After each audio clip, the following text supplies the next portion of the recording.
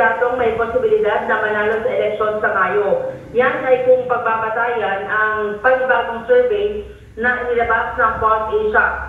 Sa survey na ginawa ng Pulse Asia mula February 20 hanggang 26, sa tanong kung ngayon gagawin ang eleksyon, sino-sino sa mga personalidad ang iboboto nyo, 13 sa may 64 na kandidato ang pumasok sa mga pinagpipilian ng publiko. Nakakuha ng 58.1%. Si Senador Go, halos dikit lang yan, kay ACT-CIS Party List Representative Erwin Tulfo na nakakuha ng 56.6%. Nasa ikatlong pwesto naman si dating Senate President Vicente Soto na nakakuha ng 49%. Pang-apat si Senador Ramon Gong Revilla Jr. na sinundan niya ni Senador Ronald Bato de la Rosa na may 44.3%. Sinundan niya ni Willie Revilla na may 42.3%. Si Ben Tulfo, 40.7%, dati si Senador Manny Pacquiao na pasok sa ikawalong pwesto, at si Senador Lito Lapid.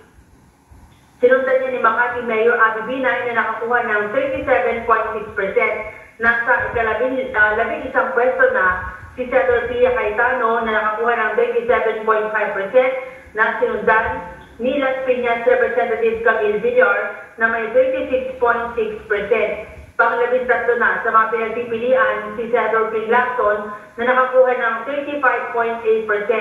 Sa may 155 naman ng mga party list group, 5 ang may sansang makakuha ng 3 pwesto sa Kamara, kabilang na dyan yung ACT-CIS, Senior Citizens, Tingog, Usuwag, Ilonggo at ang Fortis. Kung hindi naman magbabago, 7 party list group ang maaaring makakuha ng 2 pwesto sa Kamara, gaya ng Duterte Youth, ang Ako Bicol, PPP, SPJ Pantay Bayanihan, Kalinga, Malasakit Bayanihan, at ang party list na One Rider. Balik sa iyo, Nelson. Ayun, maraming salamat, May Ann Corbera. Itong survey ay tama, February 25, 26 ginawa, di ba?